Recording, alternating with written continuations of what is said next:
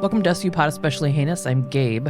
I'm Tasha. We were on season 7, episode 10, Storm. Stormy Daniels. We're still in 2005. Okay. So the opening scene, a father is watching his 3 daughters ride a carousel. The oldest daughter is holding the youngest on like a horse. She looks kind of nervous, and then a woman tells the dad that his daughters are so adorable. Then on the next turnaround, right before the ride stops, they're fucking gone. They're gone.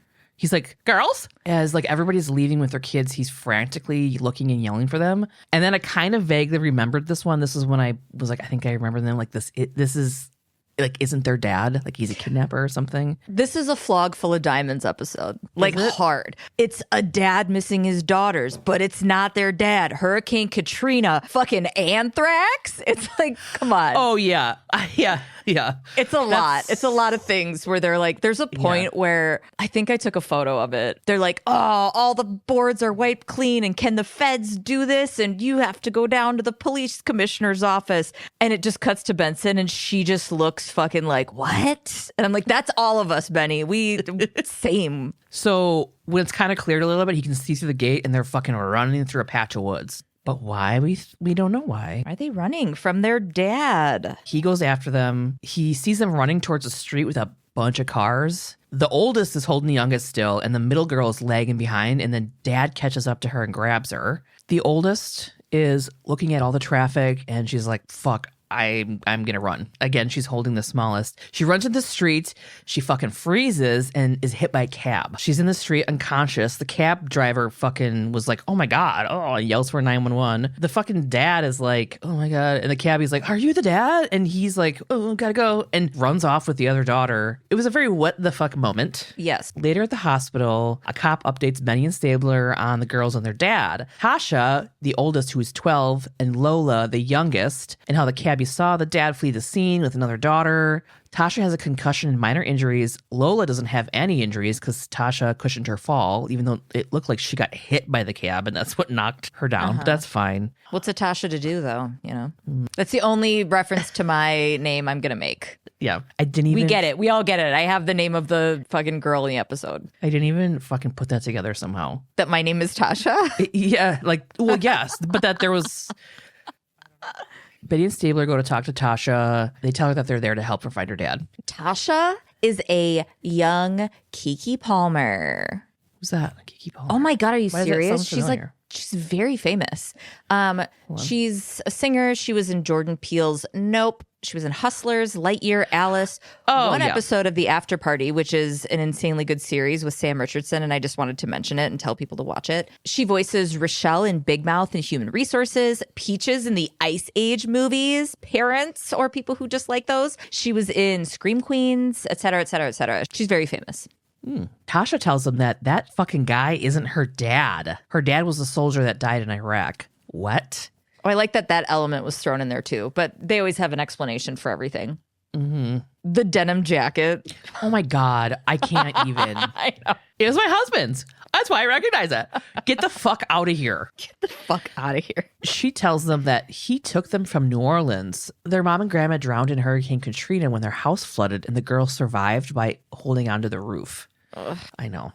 The man found them and told them that he was their new dad and was going to take care of them. They've lived in a fucking basement in New York City and haven't been outside before that day. Stabler asked Tasha if the man has ever hurt her. She says no, but that he looks at her funny and he's always holding on to her sister, Nikki, the middle girl, the one that he was able to catch up to. Mm-hmm. He hadn't hurt Nikki until the night before they went to the park. He made her sleep in his bed and Tasha could hear her cry. Ugh. Tasha begs them to save her sister. Jesus Christ. Theme song. Bing bong. Jeez.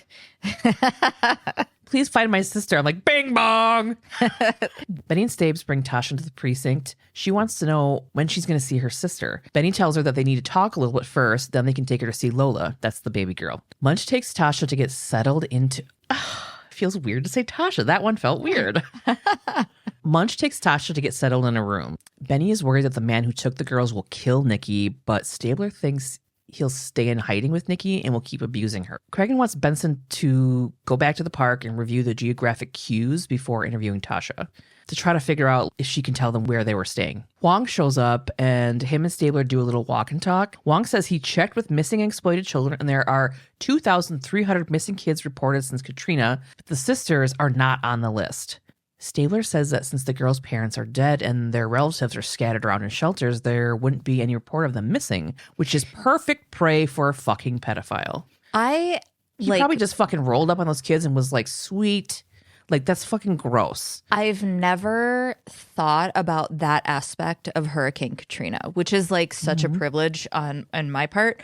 But like then looking into all this stuff and reading about this, I'm like, oh my God, there were so many hot take. There were so many elements beyond property damage and deaths and displacement that reached into this major criminal dark place that I didn't even think about. It was a perfect opportunity. Huang says that fucking 4,500 sex offenders, that's just that who have been caught and are known about, have disappeared since Katrina, and who knows how many kids they've taken. They're going to be fucking ghosts until they commit another crime and go back in the system. The hurricane gave sex offenders a chance to start over. Huang says, quote, I bet they can't believe their luck. Ugh. Yuck. Huang and Stabler tell Cragen that Tasha's rape kit was negative, and Huang says he's not surprised because pedophiles usually choose prepubescent victims. Tasha is too old, but Nikki is in that perfect age range. Cragen wants to know why this guy took all the 3 girls then. Stabler thinks that it was to play out some, quote, like, devoted father fantasy. Tasha wasn't falling for it, and literally the day after the perp molests her kid sister Nikki, Tasha and the girls make a fucking run for it. Way to go. See, Tasha's... You guys are doing stuff. I guess. Huang thinks that Tasha getting the girls to run away made their abductor angry and that Nikki is in a lot of danger. Ruben has Benny hooked up to an earpiece for her interview with Tasha.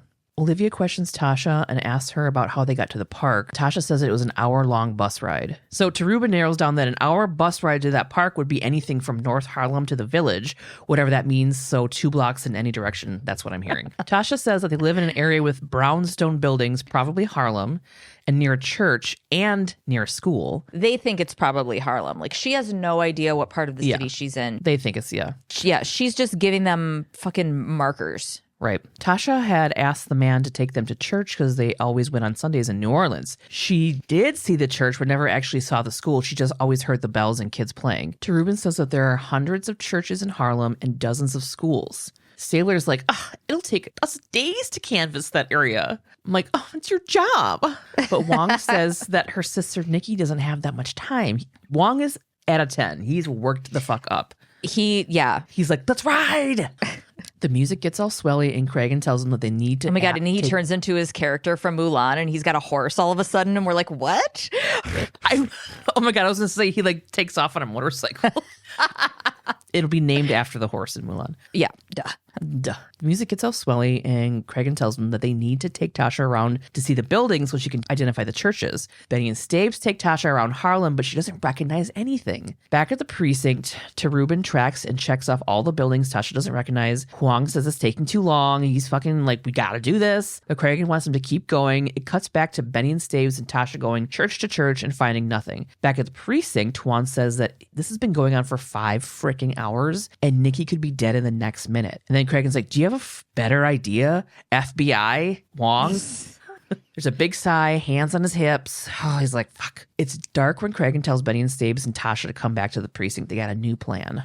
Back to that flop sweat ass precinct. Cragen and Huang do have a new plan. They're going to hold a press conference telling the media/public that Tasha is in a coma and they need help finding her family. So they plan to ask for photos and video from people who were at the carousel that day. Fucking genius captain level idea. Toots must have had a 4-second phone call because he lets them know the press conference is all set up. They need to get a picture of Tasha looking like she's in a coma. Tasha's in. We go to the press conference where Cragen in those pretzel-eating blues is making a plea for images from the public while showing this photo of Tasha in a hospital bed. She's on a ventilator. She looks unconscious. She's wearing a fucking hospital robe, all that. Hospital gown. Hospital fucking... Smoking jacket. Golden Globe gown. Yeah. Benson is standing next to... It's like a regular hospital gown, except it's covered in sequins. So Benny's in the crowd, standing next to this dude. He's a journalist. And when the press conference ends, he, in a British accent he never uses again, says to Benson, he's laying it on with a trowel. She's like, excuse me? That is my boss and one of my best friends. He's like a dad to me. He introduces himself as Jackson Zane, Billy Zane's brother. No, he's Jackson Zane, journalist for The Ledger and dude who was in 121 episodes of Gilmore Girls. There are several Gilmore Girlians in this episode. Yeah. So he's like, he's laying it on really thick. She's like, okay, you're cynical. And then he asks her, what's the real story? Cute kid, tragic accident, whole dog and pony show, just in time for the 11 o'clock news. Also, with his hair and mouth, he looks like the younger version of Uncle Baby Billy from The Righteous Gemstones. Oh my God, don't. Yes. I could not unsee it the entire fucking time. That's who I even like double checked. I'm like, is this him younger? Go outside, nerd. What was it? Benson tells him that the story is just as her captain said. They need to find Tasha's parents. This guy keeps pressing and asks Benson to cut him a break. But she's not going to do it. She won't. Who the fuck is this guy? Yeah. Thinking he can hot breathe all over her to get an information like she's not seen it 100 times. Like there haven't been a million fucking journalists that have been like, hey, wink, wink, friendship, me and you. Mm-hmm. He wants to know what they're really looking for. And he starts flirting with her, I think. Like, the way he was doing it was really flirty. Like, it's gonna work. I know how to work this. They probably end up boning. Yeah, that's probably. It looks there. He starts this flirt thing, and she's like, I see that, and I raise you. She could outflirt this guy in her fucking sleep. Because he's like, what are you really looking for? Unbutton, unbutton, unbutton. And she's like, carousel photos. And then she walks away. So Benson got a page to head back to the precinct, and Ryan, hey, did you get my page? O'Halloran is there with a board full of photos and Post-its ready to go over shit with Olivia as she walks in. Hey, I got your page. Ryan, not only am I using a pager, I have a VHS tape. O'Halloran shows her a video that a mom turned in. In this video, we get to see all three girls riding the carousel and waving at the person taking the video, even though it's not someone they know. I don't know. So the crowd that's standing around the carousel is in the background. Munch brings Tasha in and she's still in her pajamas and she's like, I'm fucking tired. Oh, this poor kid. All of these poor kids. Mm-hmm. They show her the video. She points out the dude who kidnapped them immediately. Back to just Benny and Ryan. What outdated technology are we going to use now, O'Halloran? The plan is to pull every shot of him and put it on a disc. 2005, so that the pictures can be printed out later, probably at a photo kiosk at a Walgreens. And the cab driver from the accident will be brought in to ID the man as well. All of a sudden, we hear Munch yelling at someone to put down the camera. Cut to the bullpen where someone's snapping pics of a not comatose Tasha.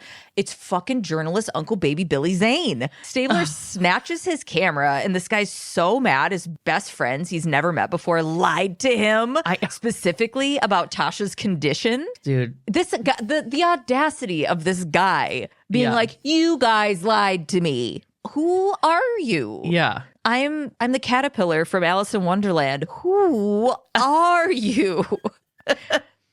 He went to the hospital and checked on the case, and a staff member told him that Tasha left with the detectives. He threatens to expose the story. Great headline, NYPD fakes coma girl tragedy.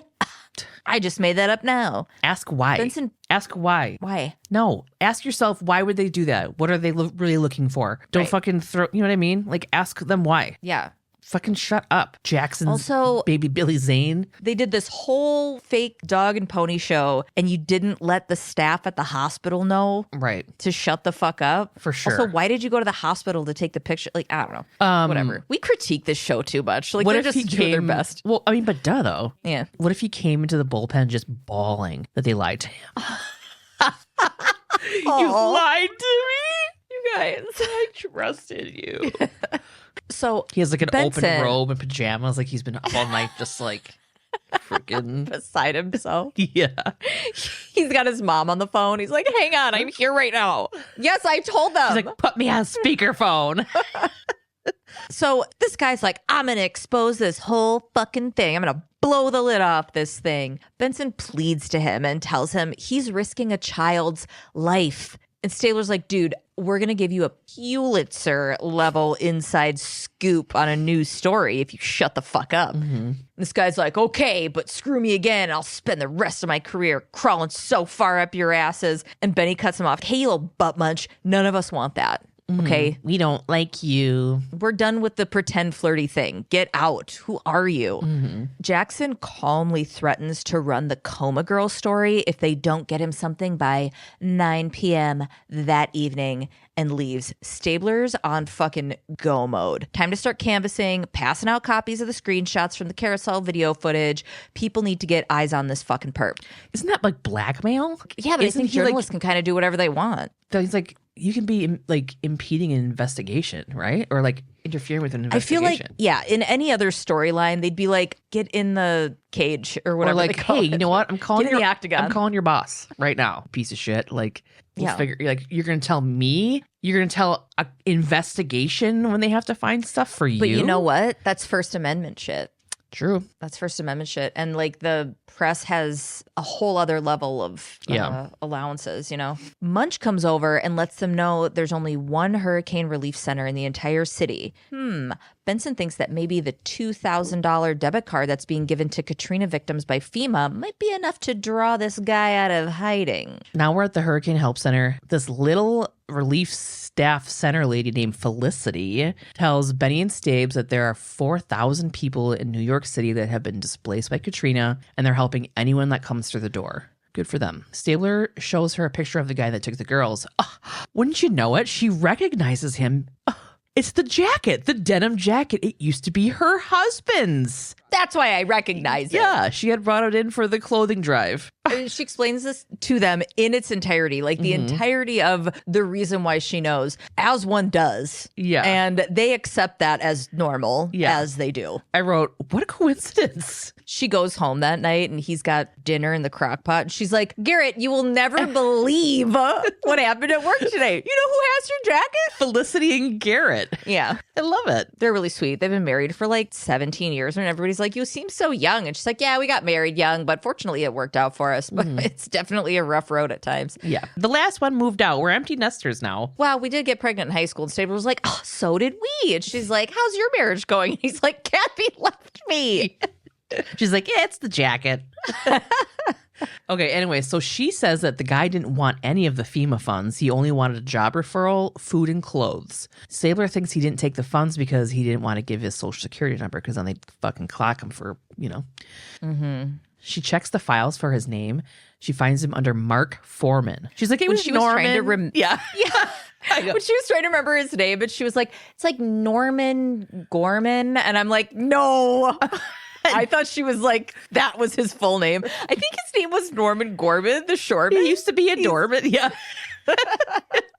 She's like, here it is, Mark Foreman. I'm like, duh. It wasn't a fucking rhymey name.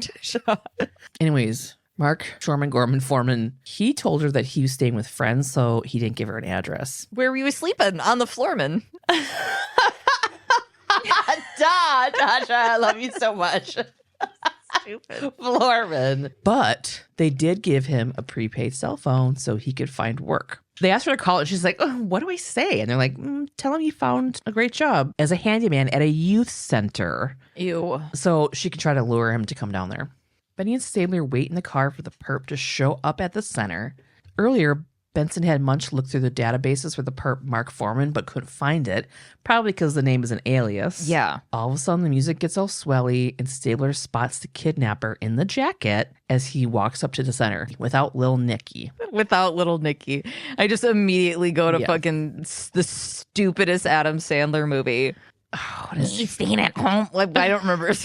He had like a thing on the side of his mouth. He was like, we talk like that. It's so ridiculous. It was funny though, dude. Betty gets out to intercept him. Like, she's going to go tell him she's from the youth center and he's supposed to get a job with. Be like, oh, this random guy on the street, you must be Mark Foreman. You look like a Mark Foreman. I was told about your jacket. She walks ahead of him, and that goddamn reporter Jackson sees her, and he's like, "Hey, detective!" Pulling a total Stabler, where he's like, "Hey, yes. Billy, 200 yards away, come here. Here's my badge." And she's giving him that like, yeah, that look that like, she's like, fucking idiot. Yeah. You can see Foreman get a little nervous when he hears detective. Benson does a fucking look back, and immediately the guy's like, "Bye," and he fucking takes off. Yeah. He sees her and he's like, "No." Stabler notices this and he's like, "Son of a bitch," and he like has a half hot dog out of his mouth and relish, and he's just like a cigar. Yeah, son of a god dang it. Turns the car around. And I gotta pull my gun on somebody. Well, I don't hate that. Stabler's able to cut him off in the car, and Benny and Stabes hold him at gunpoint. Jackson fucking pulls out his stupid digital camera, and he has to take a plug to it, put it on his computer, the USB, to download all the pictures like we all did. And so he's filming with his little camera. Yeah, he's filming. Stabler asks him where Nikki is, and he's like, "I don't know any Nikki. I've never even heard of that name. How do you pronounce it? Nick? No, he doesn't know." And I believe him. Benson turns around and tells reporter Jackson, "You have no idea what you've done." And Foreman is taken into custody. At the precinct, Benson is irritated as fuck and she gets off the elevator. Jackson is waiting for her. He apologizes. She tells him that he blew the surveillance on a child abductor and that an 8-year-old's life is out there, maybe dying. Her life is in your hands, dude. Yeah. Billy, his brother would get it. Jackson says, "I thought you were gaming me. What can I do?" "This isn't about you, Jackson. Why do you think that you know these people?" You weren't even a thought other than the fact that you're an irritating fucking roadblock. That thinks that like they owe you something. It's just fucking weird. You are in their way. They are not thinking about you in any other capacity right now. Yeah. Benson tells Jackson, "Pray that he talks," and she turns and leaves. Stabler is in an interview room with Foreman, quote unquote Foreman, because we're pretty sure that's not his name. He tells Stabler, "God hasn't blessed me with children. You've made a mistake." Stabler's like, "Why did you take girls' clothes from the Hurricane Relief Center then?" But this guy sticks with his story and says that they have him confused with somebody else. Stabler asks him where he's been living in New York, and dude says that it doesn't fucking concern you. Stabler wants to know why he's freaking sweating. "You nervous?" You seem nervous. Foreman says, "Hardly. I've been through hell, clung to a tree all night with bodies floating by. You don't scare me. I know my rights. I've committed no crime. You can't keep me here." And then he asks for a lawyer. Novak and Cragen are watching behind the glass in the Pink Pony Club in West Hollywood, where Cragen is not ashamed and will continue to keep dancing because he's just having fun, goddammit. Hike up them heels, baby boys, and dance. It's where you belong. We know every Saturday you hear your mother's southern drawl 1,000 miles away, but keep on dancing at the Pink Pony Club. I'm gonna keep on dancing at the Pink Pony Club. Okay. I'm gonna keep on dancing down in West Hollywood. Oh, Pink Pony Club. Novak's like, "Well, he said the magic words." Cragen, the perps behind the glass. Everyone's looking at him. Stabler kicks his ass. Yes. I knew it was going to do something with ass. Of course you did. Stabler kicks his ass. Okay. Do we need to rewrite the whole song to... I know. Yeah. I can't. That's all my brain's doing now. Yep. That was so great. Munch, what have you done? Conspiracy theories don't get the work done now, baby. Munch, you're just a rat hiding in the walls. You're such a brat. Duh. Okay, forget that one. Okay. Yeah. Yeah, duh. We'll rewrite it. We'll rewrite it later. We'll rewrite it later. Okay. Cragen says that they have no idea where Nikki is and feels like they're... Oh my God, Kathy left me at the club. Cragen says they have no idea where Nikki is and feels like they're just going to sit there waiting around for legal aid. Cragen thinks Nikki has to be alive because Foreman is sweaty and antsy. If he had hidden the body, he'd be calm. Which I don't. Okay. I know. I thought you'd just be nervous no matter what. I'd be crazy sweaty if I fucking murdered someone and hid a body somewhere. Yeah. Stabler comes in and tells Novak they got to figure out how to freaking help him because he is not cutting Foreman loose. She tells him to get his fingerprints, and Cragen's like, "Girl, without grounds to arrest, we need a court order to get fingerprints." And Novak's like, "Do you think he knows that?" Ooh. In my notes, I said Cragen, Novak, Benny, and Stabler are wherever Gabe just said they were, but it's later. So they're all at the Pink Pony Club. You're having a good time. They're having a great fucking time. Benson is tapping her little last season Pradas over the fact that the print results aren't back from New Orleans, the city that was just destroyed entirely by hurricane flooding. It's going to take a little bit longer than a different city. Stabler comes in. The info's back. What timing? The abductor's real name is Alvin Dutch. He did 10 years for child rape and was let out 6 months ago. He's listed as a high-risk sex offender. Officials have been looking for him and 270 other most wanted criminals from the hurricane. Dutch has no family in New York City that officials know about. Novak says that child molestation is a capital offense in Louisiana. So she's going to call the DA from down there and see if they can work out a deal to where if Dutch gives SVU Nikki, he can dodge the death penalty. I had no idea that it was a capital offense in Louisiana. That's fucking great. Isn't that wild? Yes. Some people everywhere, they're like 6 months and you're like, what? Yeah. But Novak is, first of all, knowing that off the tippy top, but she is such a bright shining star and SVU's lucky to have her. She's going to work it. So she immediately, her brain goes to deal mode immediately, where she's like, how can I get what I want out of this person? Yeah. They need to get Tasha ready for a lineup. So Toots comes in and tells Stabler that Dutch is sick. Music swell, scene change. Huang's in the cell checking on him. When he said, your perp is sick, I was like, is this just a Toots comment? Mm-hmm. But no, he's genuinely like physically ill. Huang's in there with him. Dutch has a high fever and is seizing. His breathing is shallow. And Benny's like, is he faking? And Dutch stops and looks at her offended. No, I'm not faking. Huang's like, he can't fake a fever like this. Yeah. So no. And Huang's like, oh no, he's tachycardic and diaphoretic, which is unnecessarily fancy for he's sweaty with a fast heart rate. Mm-hmm. He starts spitting up blood. The camera cuts to Toots and he's like, ew, gross. They move him to a stretcher and get him out with EMS. Benson's like, nah, I'm still not buying it. Yeah. Those could be capsules. Oh, God. Capsules. I hated it. I loved it.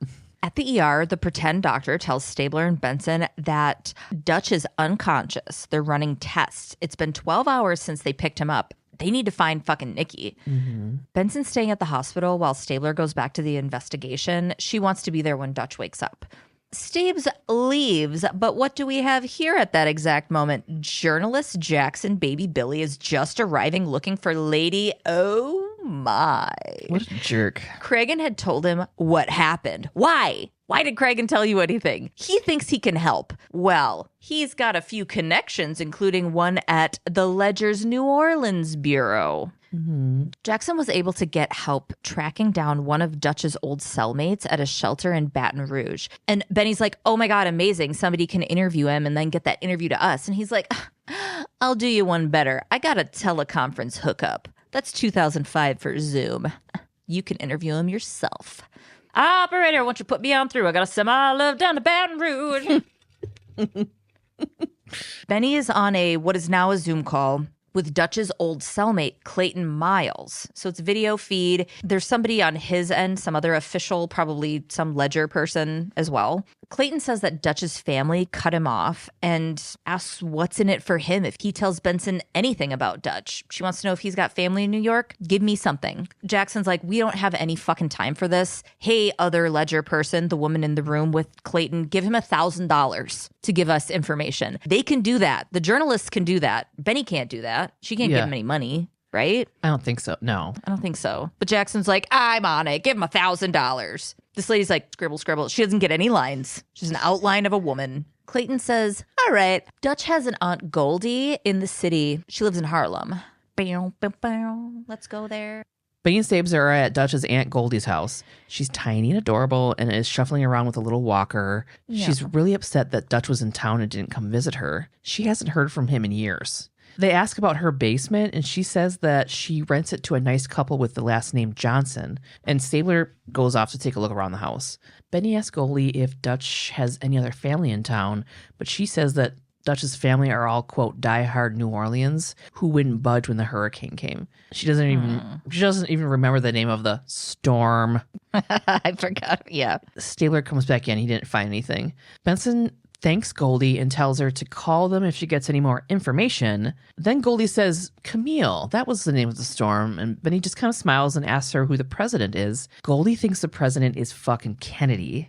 Stabler asks when she last saw Dutch, and she says last week, even though she had just said it had been years since she heard from him. Goldie says he brought, quote, those beautiful girls to visit and that they're moving into the basement and that Dutch is fixing it up. Fucking A, dude. I'm glad they stayed for a couple extra. Well, and that Benny picked it up because she's like, oh, she's got memory issues. Mm-hmm. Whatever this woman's dealing with, there's like memory stuff going on for her. So the music gets all swelly and Benny and Stabes go down to the basement. They find Nikki on a bed with a terrible fever, covered in sweat and unconscious.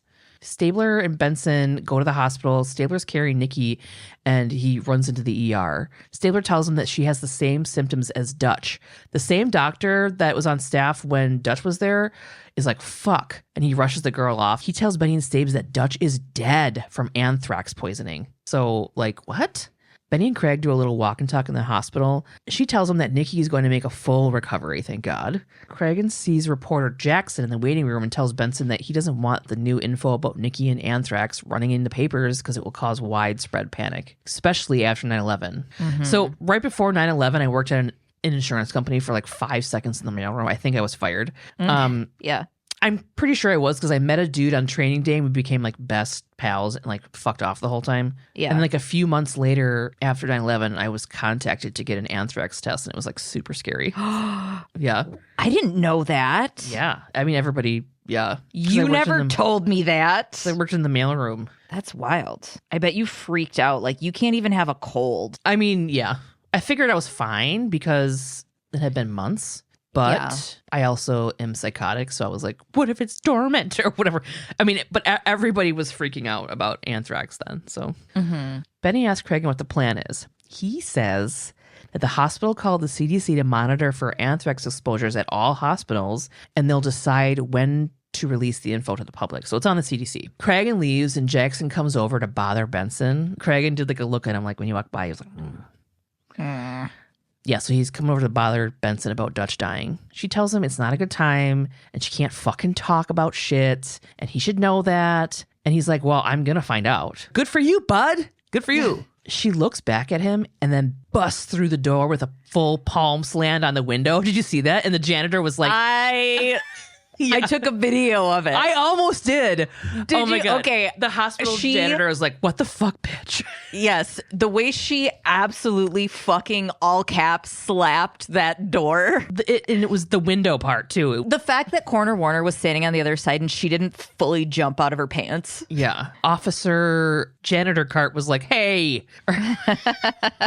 Remember? No slapping the windows. Ugh. She's got all the smudges off of those. So Coroner Warner is in there with a doctor. She says that Nikki's hymen is intact, like that means anything, and that she wasn't raped. She also tells Benson that the reason that Dutch died and not Nikki is because Dutch had inhalation of the anthrax poisoning, which is a 75% chance of survival. 75% mortality rate. Yeah. Nikki only had, quote unquote, only had a contact poisoning from a cut on her hand. They need to find out how they got infected. It can't be the floodwaters of Katrina because anthrax can only be contracted with dry spores, which I didn't know. Symptoms usually show up within 7 days of exposure, but they've been there for 10 weeks though. And Tasha and Lola are okay.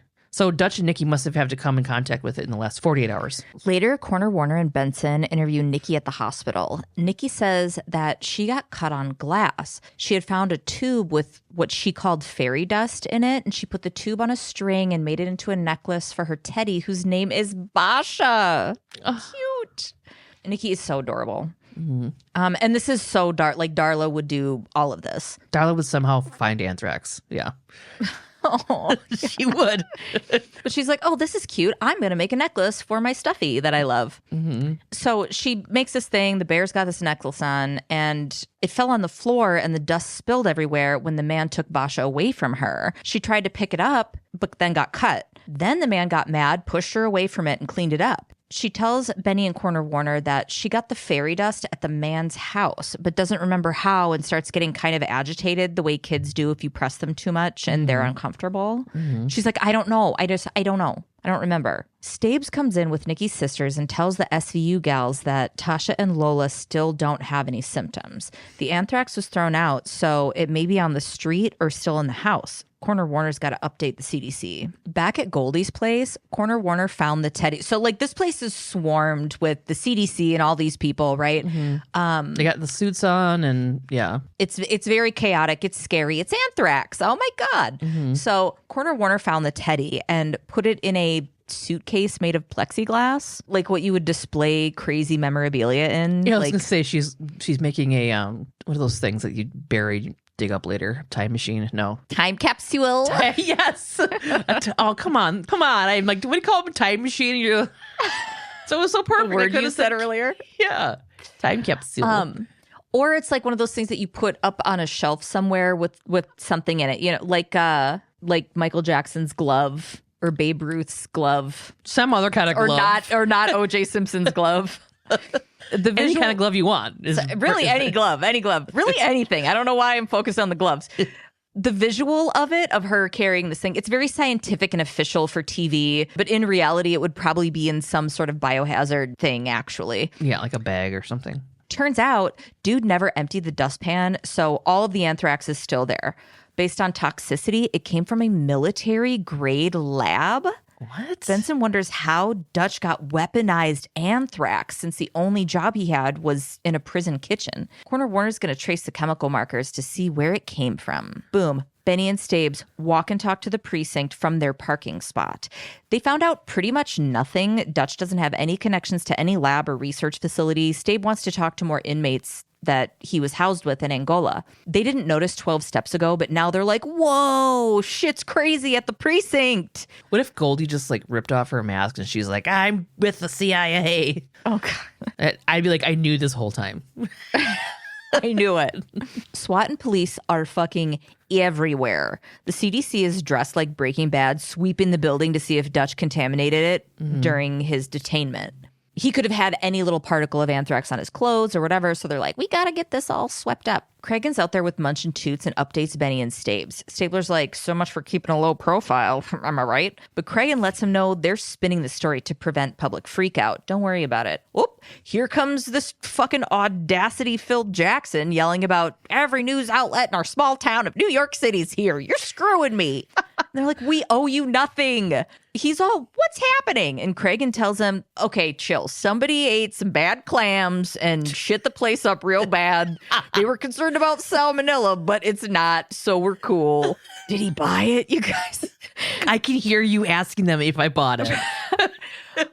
And Baby Jackson's like, boo, no, I don't believe you. But Benny backs up Cragen. Dude, we just work here, man. We don't know anything. I'm not even supposed to be here today. Cragen tells him to get back behind the perimeter. Y'all are not friends. Yeah. I don't get this guy. How could you tell everybody else before me? You guys, I told you it really bothered me that you weren't telling me all the same stuff you know. But so he goes back behind the perimeter. I can't cry anymore. I just can't cry anymore. I can't. Mom? Daddy, okay. We're down.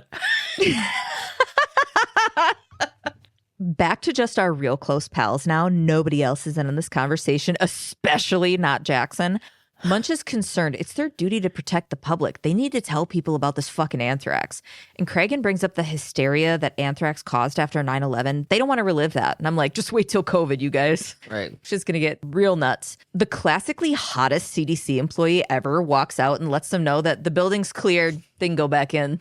And he does that like swoop thing with his hair. He's like, we clean up all we clean up all the poop, guys. Come go back in. Everything's cool.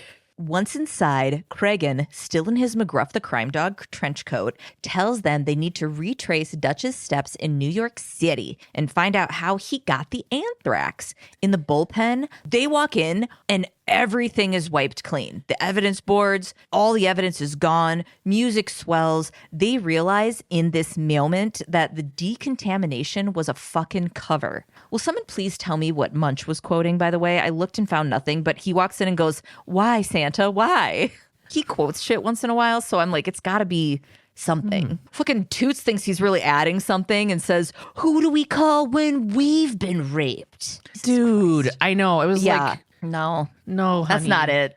Coroner Warner comes in. Dutch's whole damn body and all of the anthrax evidence is gone from her fucking office. Benson calls the hospital. The girls were taken by the feds. Coroner Warner can't believe the feds can fucking do this. This is when it's Munch's time to shine. Since the Patriot Act, they can do pretty much anything. He's not wrong. Toots wants Big Daddy Police Commish to drag the shit out of the feds, but Cragen tells him he got dragged and was ordered down to Federal Plaza along with Coroner Warner. We are confused. All of us. Now we're at the Federal Plaza in a conference room. The whole gang is there. They're with 2 federal officer guys. They tell Coroner Warner and Cragen to stop investigating the Dutch case. Benson asks what the fuck is going on with the girls, though. The feds tell her that the girls are being taken care of. Benny's not having it. She says the girls need therapy, continuity. They need to talk to people that they already trust, which is her and SVU. And the feds are like, cool, that's cute, but like, it's a matter of national security. It seems like nice guy. It seems like a matter of national security. I mean, it does. We don't know shit. Yeah. I mean, it's 2005 anthrax. Everybody was freaking out. Fucking Hurricane Katrina. Yeah. Oh, yeah. And that. Jesus. Oh, yeah. One of the biggest natural disasters of our fucking history. Yeah. Cragen wants an explanation from the feds because he's like, it was a matter of public health when you raided the squad room, like what's going on. But they tell Cragen that they can't tell him anything. And it's because SVU doesn't have the security clearance. Ooh. All the info taken from NYPD is now classified. Coroner Warner's BlackBerry's going off, and Stabler is pissed. Bing, bing, bing, bing, 2005, bing, bing, bing, bing. Yeah. The feds say that the government will take care of everything else. Munch is skeptical, of course. He's like, yeah, you're going to help by black freaking helicopters. And then the feds say the meeting is over, and the gang is told that they will be fucking punished with a federal offense if they leak any classified info. Then the gang gets dismissed, and the dudes walk off. You don't dismiss SVU. Then Stabler asks Cragen if they're going to fucking, quote, bend over and take it, and Cragen tells them that they don't have a choice. This came from Washington. Benny asks Cragen what they should do about the girls. Should they just forget about it and everything that they've been through? And Cragen says, yes. And Benny says, this is crap. Did you hear how she said crap? This is crap. This is crap. And then she passionate crap. Mm-hmm. And she storms off. Coroner Warner is worried about the public not being able to protect themselves. Mm-hmm. Cragen tells her that he literally can't do shit. It's like completely out of his hands. So she leaves and catches up with Benson at the elevator. She wants to talk to her and Stabler alone. Benny and Stabler and Coroner Warner do a pretty passionate walk and talk. Dude, Coroner Warner is like booking. Coroner Warner says she emailed the results of her anthrax analysis to a source before the raid. And during the meeting, when her BlackBerry was going off, they emailed her back and she got the name of the location and where the anthrax came from. So whoopsie doodles, she got information that they weren't supposed to get, but she didn't know yet. Mm-hmm. So this lab is outside of New Orleans and it's called the Louisiana Biochem Defense. They're into researching bioterrorism and vaccines to combat bioterrorism. They also have the CDC authority to work with anthrax and a couple other things. There were 5 other labs just like it that lost all of their info and 5,000 testing animals during the hurricane, and a bunch of them were infected with lethal viruses. Benny points out that she never saw this on the news, and Coroner Warner's like, yeah, they didn't want you to. The shit was top secret. Yeah. The government claimed to have secured and destroyed everything, including the animals before the storm. Somehow, someone got the anthrax and got it to Dutch. The person is still out there, and they may have more. Stabler points out that they can't do anything about it as long as the feds have a, quote, gag in their mouths. Hot. Oh, I mean, ew, yeah, totally. So, okay, cut to a little bit later. Benson meets with Jackson at night on a corner. Jackson is this Baby Billy, whatever. We've just been he said calling him all different kinds of shit. He's the reporter. That like fucked shit up, but it loves Benson, we think. And somehow like has standing in the group. Yeah, he's like, I can't believe you did this without me. And you're like, what's your name, Max? Maxon? Yeah. Who are you? He's like, I'm the Ross. And they're like, Stabler's the Ross. Get out of here. Munch is like, pivot. Get out of here. That was low-hanging fruit. Sorry. It was. It was so bad. Benson meets with Jackson at night in a corner. He asks her if she's had a change of heart. She has, and she wants to tell him a story, and he's ready to record it. We just imagine what this exchange was, because now, fast forward, Benson walks into the precinct. She's walking in, it's like the next morning, right? Stabler holds up a paper with the headline, Anthrax Girl Fednapped, and asks her, what the hell was she thinking? Benson just looks at it and goes, nice picture, and doesn't say anything about giving up information. The picture was of the girls on the carousel. Benson's super calm and just like, I don't know, whatever. Stabler's freaking out. Olivia, the Chief of D's is in there right now. Chief of D's, that was my nickname in high school. And the feds are going nuts. They know that photo leak came from our squad. Chief of D's, come on. Stabler. But she argues that the photo could have come from anybody. A lot of people took pics that day, which is true, but it's pretty paper thin from where we're standing. Benson defends herself by saying that the girls trusted them to make things right after they had lost everything. So then Chief of D storms out of Cragen's office, still yelling at him for what was in the papers and threatening his job. He didn't so much storm out as he used his long mole claws to burrow out of the tunnel he angrily dug when he got there. Yep. They're both bald as hell. And I just want to go up behind them and just fucking double fist rub those melons of theirs. When he went back in that hole, he like angrily filled it back up while he was leaving. With his little back feet that are kind of just there for support, but also like safety. Yeah. I read a lot about moles when I was taking these notes. Okay. Fucking Chief of D leaves. Daddy Cragen sternly calls Benson into his office. Once the door is closed, he gives his speech. I don't like being bossed around by some G-man in a $1,000 suit. But when I'm told to stand down in the interest of national security, I bite my tongue. And she attempts to timidly interrupt him, but he's not done with his monologue and just goes, shut up. Yes.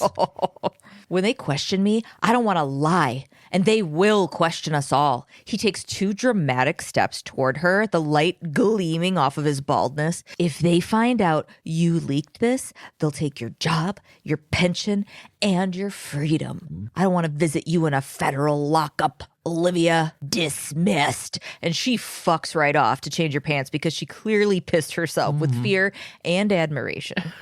That's actually why she was trying to interrupt him before. Like, because I'm peeing right now. Super had to pee. She's like, oh my God, I have to pee. You're scaring me. And he's like, shut up. She's like, just pee here then. Cut to like 15 years later, you're that person that people pee out of admiration and fear. Don't worry. One of these days, someone will be pissing on your office floor, Olivia. She's like, yes. She's like, wow. Wow. When she comes back out, Stabler tells her that maybe it was worth it. And she's like, you weren't standing in a puddle of your own waste, but okay. Why would it be worth it? In that 90 seconds, ACS had called. The media must have spooked the feds because they returned the girls. Benson's like, oh my God, we got to go talk to him. And Stabler tells her that she has lost her damn mind. Benson tells him that Nikki's the key to finding loose anthrax that's in the city. Even if the feds spent all night questioning her, SVU knows how to talk to her. Yeah. I'm like, yeah, and we're all on board. But then my brain does the annoying thing where I go, actually, Dr. Huang is a federal agent and he's who you guys always defer to. Yeah, what the fuck? I didn't even think of that. But I mean, I don't know. I don't know anything. Let's go, Mario. We're going to the Administration of Children's Services, ACS. Benny and Stabes give Nikki a new teddy that looks just like her old one, Basha, and she's super excited about it. Stabler asks Nikki if her new teddy would like a necklace, but Nikki says she doesn't have any more fairy dust. Ooh, well, we could go get some. And Nikki falls for it. Oh, she's right at, what is she, 7? I don't know. But Nikki's like, I don't know where the van is. What van? The van that gave them a ride to New York. When they ask her if the fairy dust came from the van, Nikki just shrugs and she's like, ugh. Kind of like, I don't want to say, I feel guilty. And then it's like, my mom says it's a sin to take things that don't belong to you. And Stabler's like, you know what, Nikki? I want to call who drove that van and tell him you just borrowed that fairy dust. Borrowing things is just fine. And I'm like, this is probably the least of the terrible things that could be happening right now, confusing her in this way. But she's like, well, there was a lot of fairy dust in there. So if you do talk to him, can you ask him if I could have some more of it? His name was Mr. Michael. Corner Warner meets with Benny and Staves in the hall outside of that little playroom that they were in, talking to Nikki. She had made some calls from a payphone. Don't worry, not going to trace me. And found out that the lab, Louisiana Biodefense, had 7 employees named Michael. All of them evacuated except one lab tech who stayed behind to watch the lab, Michael Delpit. Now he works at a lab in Brunswick, New Jersey. Down the hall, we see Munch, the 2 other girls, and a woman coming in. Tasha's smiling. She's so happy to tell them, Munch found our auntie. Munch corrects her and says, Mrs. Fontenot found us. This woman, their auntie, Mrs. Fontenot, contacted them after seeing them in the photo that Benny leaked to the paper. Mm-hmm. And they get to go live with her now. We're excited for them. That's wonderful. If nothing else comes out of it, Benny has wrapped things up. We're all elated as the family goes in to see Nikki. Benny and Staves are hustling, getting their coats on, and Munch's like, where are you guys going? And Benny goes, don't ask, don't tell. Where were they going? They were going to the Jersey Genetic Laboratory in New Brunswick. Stabler shows Michael's picture to another staff member who points them over to him. And Stabler fucking manhandle cuffs him while saying, hey, Mike, you're under arrest for the theft. You're under arrest for the theft and interstate transportation of a level 3 biohazard. This whole time, Benny's burning holes where his eyes used to be with her eyes as she steps closer and closer to him and goes, where's the anthrax? Ooh. And he goes, it's gone. And she's like, oh my God, did I make you pee? In the precinct, Michael is interviewed by Benny and Staves. Michael says he was contacted by a guy with Louisiana Biotech who offered him a lot of money for some weapons-grade anthrax. You're not going to say anything about the lighting, and you're going to tell me that you don't notice the lighting. I didn't notice the lighting. It was fully black. It was the lighting. What lighting? There were no lights on. The room was fully black. There was a square of like crosshatch covered window behind his head, and you could see hardly the shape of the front of his face. I didn't notice. Okay. The front of his face. The back of his face.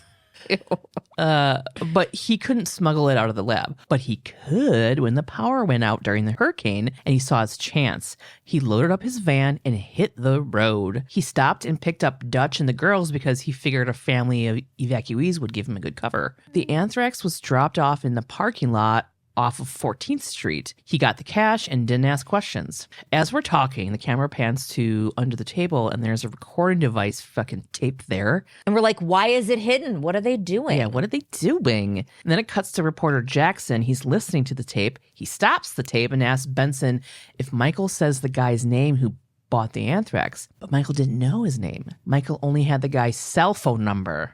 Ooh. He's like, does he know the guy's name? And she's like, just keep listening. Wait, I want you to hear it for yourself. I want to see your face. Also, when she's having the conversation with Jackson, he is typing up the story. She had brought him the tape afterwards. Mm-hmm. Yeah, it cut to like later when he was listening to the tape. Yeah. It's camera work stuff, you know. Ooh, that creative stuff that we like. Mm-hmm. That's gross. Why did it make it sound gross? Unfortunately, the cell phone was prepaid and it's already out of service. So they rewind. They be kind to rewind and they start listening to the interview again. It's at the part where Michael tells Benson that he sold a dude anthrax, but he didn't ask the guy what he was going to do with it. Michael says it wasn't his concern. He didn't care what happened to everyone else. He got his money and he has the antidote, so he doesn't give a shit. Cut to Benny and Jackson a little bit later again. Jackson is pissed. This guy, quote, brokers death and doesn't lose a lick of sleep at night. I always wondered how guys like that could do this. Benny tells him that they don't think about the victims.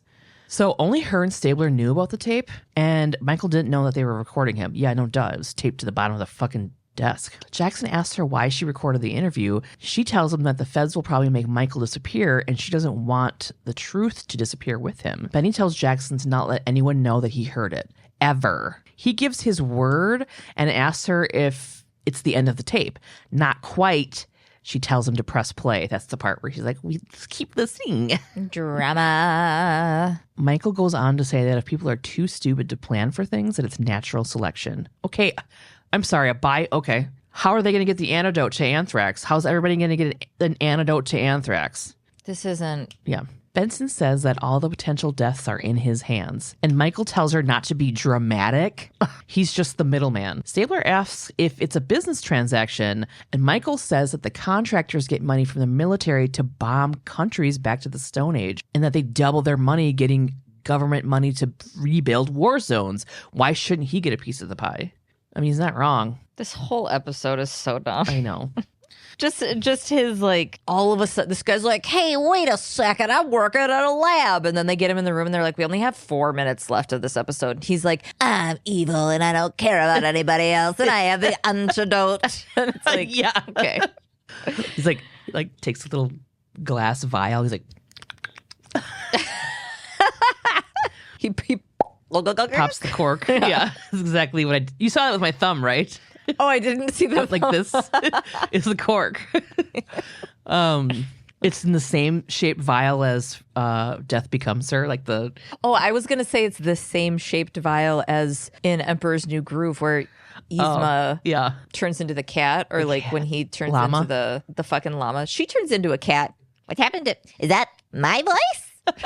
Yeah. Talking about at the end. Anyway, cut back to Benny and Jackson. And they see people in suits entering the building. He tells Benny that they have company, and he starts to type. He's like, and tells her to freaking get out of here. Use the fire stairs behind you. You can see the feds rushing to Michael's office. And the music is swelly as fuck. He finishes typing, throws her the tape, and she gets out. Very dramatic. Benson slides down like a fire pole. I don't know what else could be going on here. Like there's like a slide, or like she like does a jump and lands in a pile of hay or something, or she jumps out the window onto the back of a horse and takes off. I like how he's like, you gotta get out of here, jump out the window. Like they were teenagers making out. Like it's fucking Clarissa Explains It All, and she's like, you gotta get out of my fucking bedroom. She's like, are you thinking what I'm thinking? And they jump off the roof and die. What was it from the other men?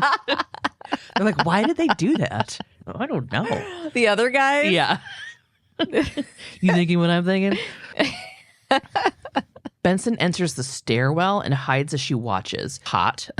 Jackson presses send, so he gets the story before the feds get into his office and take him out by the arm. Oh, it's everywhere now. Now we're at the federal courthouse. Novak catches up with Benson. She tells her that Jackson refused to name the source and will go to jail for contempt. I thought reporters were like immune to that. I mean, probably because it's the federal national security thing. Federal, okay, and yeah. like the feds are involved. I don't know. Yeah. I don't fucking know. Because that's what I thought too. So Novak read the article and says that it takes big time balls to go to jail for the truth. She's like, I know he was in a hurry, but there were so many typos. They can hold him until he names names, which is like, it could be forever. Mm-hmm. Benson visits Jackson in jail. She's like, I used my alias, Rachel Martin. I'm like, I'm sorry, what? Speed dating Rachel? She sits down at that weird area where they're separated. There's like a phone on the wall and stuff. She goes in. She's like, I had a really good cover. They were like, do you want a fucking dirty martini? And I was like, no, I don't like those. Listen to me and do not follow me home. He comes out and sits down, and Benny tells him to tell them it was her that told him. Okay? Tell the feds it was me. Jackson tells her that she doesn't belong in jail. She was protecting those girls and the city. She wants him to give the feds her name so he can get back to work. Dude says, quote, there's no freedom without free press. He says he chose to write the story and he'll take the consequences. Goodbye, Olivia. Don't come back. And then he hangs up and walks away. Okay. Do you really think you're part of the gang now? You'll never be. He's like, I guess I'll never see you guys again. She's like, we'll forget you tomorrow. Yeah. We have so much going on. Yeah. What was your name? Mark? Mike. Got it. That wasn't it. Nope. Wait, that was that other guy. It was Jackson. Jackson. I know. I was like, was your name Rachel Martin? I have no idea. It could be. What's your name? Rachel Martin? End of episode, Toyota. Okay, so the storyline of this episode, I was chasing down leads from the episode, like my name was Uncle Baby Billy Jackson, Bobby Zane. But they kept coming back as like big old nothings, and I realized the episodes seemed to take the semblance of a real story and went wild with it. Like, what if this had gone this far, you know, or what if this element was introduced? For example, the Hot Labs cover story threat Corner Warner talked about that led nowhere. I did read about tens of thousands of lab animals drowning and years of research being destroyed, or the anthrax evildoers that was referencing the Larry Wayne Harris, William Joe Leavitt Jr. from the 90s, not even Katrina.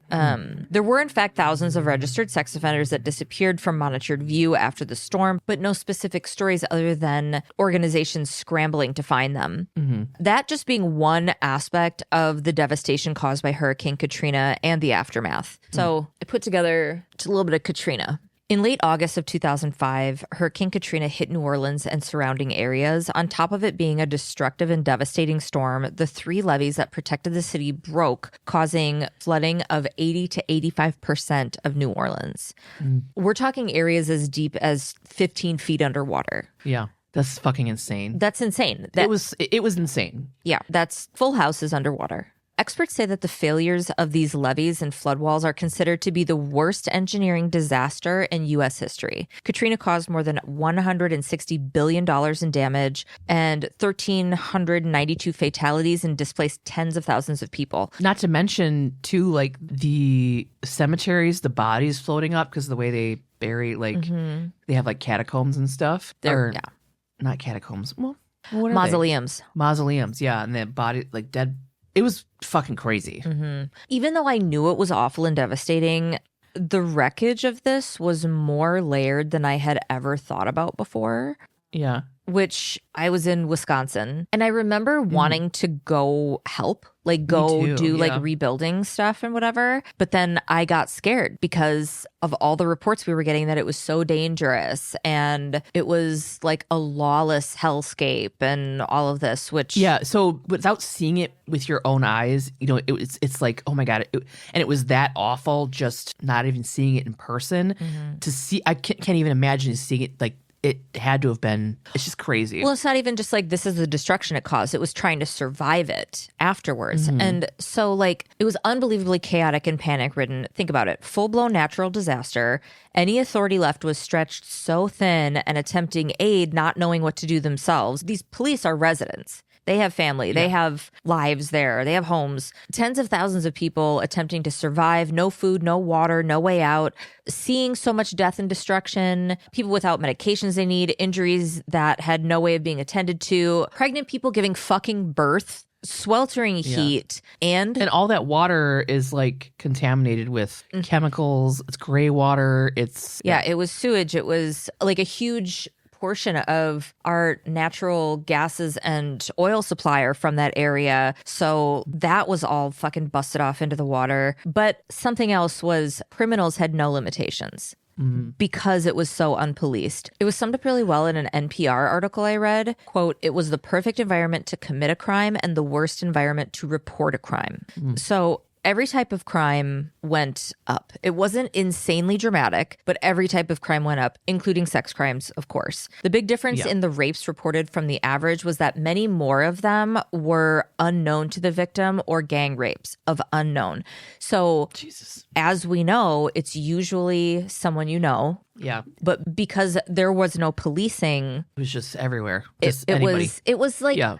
I don't want to say opportunistic crime, but that is part of it. But it wasn't like I never thought about fucking sexually assaulting anybody, but now that I've got this opportunity, not like that, obviously, but I feel like I've got to say it because I'm not talking about your average person. And I found a few survivor stories. Believe it or not, they were tough to come by. One of them was a woman who was only called Miss Lewis in this article. She was 46 years old and had been employed as a home health care worker. On a day during the storm, August 29th, 2005, Miss Lewis, along with several others, had left her home and taken cover at the Redemption Elderly Apartments in New Orleans. People were gathering in several areas with sturdier buildings. People outside of the area also ask why residents didn't evacuate. Between 80 and 90% of people did evacuate. An estimated 1 million people had escaped the city by the time a mandatory evacuation notice was announced by Mayor Ray Nagin. But not everyone had the means or the transportation to do that. And another thing that I read, this is something that I didn't even think about, it being that time of the month, it was the end of the month. And there were so many more people that lived paycheck to paycheck that did not have the money at that point, in just based on timing, didn't have the money to put gas in their car and leave. And you know what? I used to think shit like that when people wouldn't leave Florida whenever there was a hurricane or something. I'd be like, fucking idiots. I would think of them as these people being like, I can make it, blah, blah, blah. But then I started to see that it's like they can't. They literally can't. They can't. They don't have a way. And also, where are they going? Do they know anyone outside of the state, their area? Do they, And also, by the time they were like, this is mandatory, you need to get the fuck out of here. There was still some backup, there were last resort sheltering. There were a lot of reasons, but for the most part, people were able to get out of there. And the people that weren't, there were a lot of reasons. But some people were like, I've been through a lot of hurricanes. I know how to board up my house. I don't live in like the sea level areas, like the French Quarter didn't even get flooded, like that kind of stuff. It didn't? No. Oh. Because it wasn't, because it was above sea level. Yeah. There was another area too that didn't get fucked with. But I mean, that didn't take away from the fact that there was full-blown power outage there, tons of damage, like structural damage from winds and everything else. There was just no flooding there. So the first night after the storm, power was completely out across the city. Miss Lewis is sleeping in this building hallway. It's hot and humid. There's no AC. A man she didn't know held her at gunpoint and sexually assaulted her. After her attack, she was left with no options of getting help or care. Clinics weren't open. There was no one policing the city. So even though she knew the protocol for a situation like this, the option did not exist for her. Miss Lewis instead cleaned herself with bleach. And as she said, quote, prayed for rescue and prayed I didn't have any type of transmitted disease. Fucking A. She never reported her rape to authorities. Yeah. This is an interview she's giving, recounting this. And she's like, I just didn't go to police. Charmaine Neville, lead singer of her self-named jazz and funk band, was at home when the storm hit. She also stayed because she had no money or vehicle, and she had pets she didn't want to leave. Yeah. She boarded up the place, and like others she knew, her neighbor, for example, was like, I'm going to ride this out. Then the levees broke, and Charmaine, her neighbor, other people swam through their neighborhood to Drew Elementary School, where several others had found refuge as well. I mean, they were like up on the roof of this school. Charmaine was raped in the early morning of August 31st on that roof. She reported her sexual assault, but nothing came of it. She spent a total of 5 days up there watching helicopters fly over.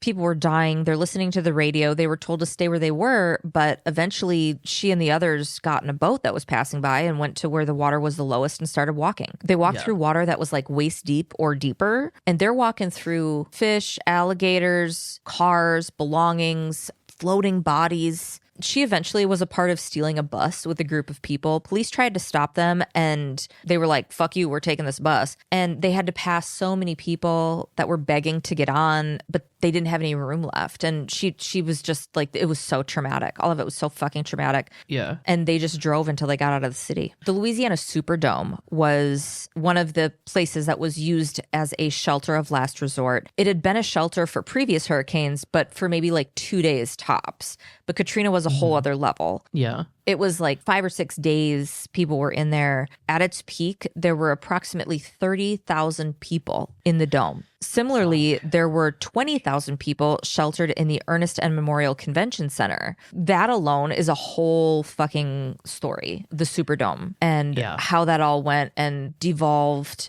All the power went out, the stories coming from there. More of it was what was happening to people, not what people were doing to each other. But of course, there are always those stories. Yeah. FEMA sent 475 buses on September 2nd, and over 2 days, 50,000 evacuees were transported to Houston, San Antonio, and Dallas. This was unfortunately where a lot of families became separated, including many children, because they didn't know they were going to different places. They were just like, get on the fucking bus. Yeah. So a whole new effort on top of everything else had to come together to reunite these people. But before I finish this up, I really want to emphasize that so many good people were trying to help one another survive this. It was spread throughout the national media that everyday people were looting and committing crimes, that New Orleans was a lawless dystopian nightmare, like I had said before. Being that a large portion of New Orleans is made up of people of color, the narrative got real racist real quick. The description was obviously not true of the majority of residents. The lawless dystopian nightmare was happening to them. Yes. If the average person went into an abandoned store, it was to get essentials. Yeah. Looting was being done by very, very few. You know, they're not going in to get the Charmaine Neville interview I listened to. She's like, what are people going to do with a fucking couch? People aren't stealing TVs. Yeah. You know, people are going in because they need food, diapers, water. Shootings, stabbings, rapes, etc. were not being committed by the majority of the people that made up the fabric of the New Orleans community. People were feeding each other, taking care of children and pets that didn't belong to them. Those boats that were going around picking people up, those are just people that own boats. Riding around. Going and getting people to safer ground, distributing supplies, what they could do to help each other. The restorations, after all was said and done, seemed insurmountable. Funds were raised by the Red Cross. Remember, and this is the when the Red Cross did that fundraiser thing, and Kanye West and Mike Myers were doing that, and Kanye's just goes, George Bush doesn't care about black people. Yeah. I remember that. And Mike Myers was just standing there like, and then it cut to Chris Tucker, and he was also like, and then started reading off his teleprompter. I mean, George Bush got a lot of the heat because they weren't fucking prepared. They weren't prepared, and then there wasn't proper leadership to be able to deal with a natural disaster at this level. But then the media fucked them too, because they were like, it put a huge hesitation on people, not just like relief groups and shit, but like everyday people like us that were like, what can we do to help? Can we go there and help? Because there were reports that people were fucking shooting at helicopters, which was not true. That the crime rate was just like everybody was going fucking wild, when that wasn't the case. That's what they fucking do, dude. Mm-hmm. You know, and they've got footage of people going into stores and taking things. These stores are not open. These stores are abandoned, and these people need supplies to live. Like, this is a whole different fucking thing than... I would 100% throw a brick through a window to get food during something like that. Like, 100%. Anybody would. Yeah, anybody would. Yeah. And then we've got people sitting in, not even affected, didn't even get rain from the fucking storm, and is like, wow. Yeah. Those are the same people that are going, why didn't they just leave? Yeah. That was like a majority of my thinking about that stuff. And I was like, these people are like, why don't they leave? And without, as we grow and change and realize things, I was like, oh, people can't. Yeah. It's not just like that. Right. It's a privilege to be able to leave. Right. You know what I mean? Mm-hmm. I was thinking it was like a choice. I also remember seeing a like meme or early meme or something where it was like the difference between looting and surviving, and it was like a black couple wading through water and a white couple wading through water. Mm-hmm. They're surviving, and it was just racism. Oh yeah. Well, and that was another thing that Kanye said in that, Mike Myers is obviously reading off a teleprompter, and Kanye maybe was referencing the teleprompter, but he's like, they're showing black people going into stores and they're calling it looting, and they're showing white people going into stores and they're calling it survival. Yeah. He was going off about it more than just that, but the soundbite was George Bush doesn't care about black people. Yeah. But the Red Cross thing, in the first month, the Red Cross raised $1 billion. FEMA paid more than $12.1 billion in relief efforts. It was reported private insurance companies and the U.S. government's National Flood Insurance Program paid out more than $60 billion. Mm-hmm. Some areas of New Orleans, coming up on 20 years later, the anniversary of this is literally like this next summer, is the 20-year anniversary of Hurricane Katrina. Some areas are still not fully built to what they used to be, but some have recovered and thrived well beyond. Mm-hmm. The population is not what it used to be. A chunk of people couldn't go back. I can't imagine any of that. But New Orleans continues to rebuild and grow and thrive. But I just can't even... I would really like to see the fucking freakonomics on this shit. Yeah. In all the ways that it stretched and affected. Because it affected us in like fuel prices and everything went crazy, which is the least of concerns. You know what I mean? Yeah. It's fucking crazy that they do that. That price gouging like that during... Well, the price gouging, that's a whole different thing. Fuel prices went up because they genuinely lost a ton of supply. Oh, that's right. Yeah. And that was another thing too, why people were struggling to be like, should we leave or no? Because people were lined up at gas stations. I mean, there were lines in New Orleans before people left that were for different hurricanes, for ones that weren't even mandatory evacuations, that I read that were like 7 to 10 hour waits to fill up your car. Yeah. Imagine all of the scrambling. Yeah. 1 million people evacuated. 1 million. Yeah. How many Taylor Swift concerts is that? I don't know. Ugh. Anyway, all right. Okay. Well, next week we have season 7, episode 11, Alien. Okay, so a grade school boy is apparently stabbed like a bunch, and it has to do with being bullied because same-sex parents. And I think I know this episode. I didn't go too far into it, but there's like a whole court case. They're using like old sort of religious psychology, being like, oh, same-sex parents can't, blah, blah, blah, whatever. Yeah. So, which one of you is the dad? Yeah. Yeah. Who hits who in this one? Okay. Oh my God. I mean, rate and review us. Give us toss us 5 stars if you want. Email us at svupod@gmail.com. If you want to send us anything, mail it to P.O. Box 176, Deforest, Wisconsin 53532. All of our social medias is at svupod. You can get merch at svupod.com or tpublic.com. Got a bunch of stuff. We have a Facebook group. It's SVUpod Elite Squad. We have a Facebook group chat called Walk and Talk, which I think is so clever. So hashtag Little Bit Loud if you're an indie pod, or if you want to find indie pods, let's create a little space where we can all find each other. Join our Patreon. We have tons of content. www.patreon.com/svupod, and text or leave us a voicemail at 1-920-345-7005, 1-920-345-7005. Let us know if you are cool with us sharing what you've sent. Okay, bye. But also, I wanted to throw out there, because this is new, you can, instead of joining the Patreon, if you're just like, I want to hear 1 or 2 of these or whatever, I want to check out this one in particular, an extra long episode or a friendship boat, they just made it so you can buy individual episodes. So that's cool. Yeah. We haven't said anything about the election. Do you want to? No. Okay. All right. I think we all are aware of like where we're at with that. Yeah. All right. Well, love you. Bye. Love you. Bye. I hiccuped. I love you. Bye. I love you. Bye. Because she had like, because I get jealous of how that was, you. Yeah. There was like no even point to really even bring her up. I mean, you get jealous of what? Oh, I get jealous of like how fluid you are, and like, and then I go, I couldn't read books to children. This is where my brain goes. I couldn't go to a library and read books to children. It would be too like robotic. Oh well. For some reason, that's been a gauge for me for like forever. I don't know why. Like I want to read books to children that have somebody come in and like whisper in my ear that 9/11 happened to the second tower went down or something. I think he sells seashells down by the sheets. I can't even, like, why? How would I ever be able to do that? Sally sells seashells down by the seashore. Oh. No. Oh, okay. No. I'm like, oh, you're like no. Seashore version. Oh, maybe I got it. Fucking nailed it. Got it.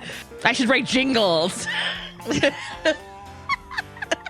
Maybe you did say chewing out and I heard chewing off. You would, slut. Tramp. Whore. Hormel beef stew. Love that chili. Yeah. You're going to have to line the floor with puppy pads. Everybody's going to be pissing everywhere when you're captain. Get in here. Bring a puppy pad. I'm going to chew your ass. I'm about to chew you off. Yes. And to our Elite Squad patrons, Marisa M, Elke H, Tricia S, Emily T, Katarina G, Mary D, Joshua H, Lem, Eliza W, Nikki B, Melanie G, Andrew, Miranda B, Lauren T, Katie A, Kate H, Vanessa, Lex, Shelby K, Kimberly L, Bonita R, Maren, Ursula, Catherine M, Kate P, Jessica S, D, Gianna M, Tammy J, Bear, Sam D, Nada M, Miaka Tiak, Meg M, Alexis J, Caitlin S, Christina D, Camille Z, Maggie D, Jessica P, Victoria, Scout G, Melissa M, Desiree R, Monica K, Katie S, Andrea M, Tash, Andrea H, Aunt Sarah. Oh, hello. Emily D, yeah. Katie H, Vern, Catherine. You went right into Emily. You're like, yeah, Emily, Aunt Sarah, Emily D. Oh, gosh. Catherine B, Ariana, Madeline K, Kristen F, Samara B, Amanda P, Mahalia S, Jules K, Julie R, Tracy, Rachel, Kitty Cat. You, Carrie M, Leilani J, Alex A, Amelia T, Samantha S, Ariel E, Becky A, Margaret S, Natalie B, Danielle L, Ellie, and Catherine P. Thanks, you guys. I feel like that's the end of our Danielle L. Ellie. Yep.